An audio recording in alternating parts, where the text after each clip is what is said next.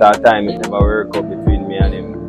Because he made us say that took up too much of him time. Unfortunately, the partnership with his friend ended. Still good, you know. And then from there, I continue to do it in a Central Plaza. Leonard kept at it, and by the end of the year, Me keep on and just as he was growing, the unimaginable happened. He had to move again. While they are great, come with enough things. And you know? one such thing did happen when he got a call early Sunday. Sunday this, you know, on Sunday. But I see the number keep on a call.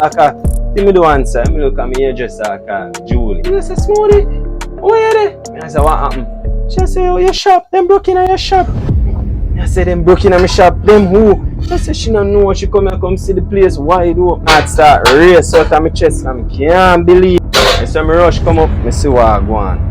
I just take my time and go in there. I say, Cho. I had a prayer when before I go in there. I say, Father, do not make them take things out of me. As Leonard slowly walked in the shop, he was devastated. Lick me chip in, man. His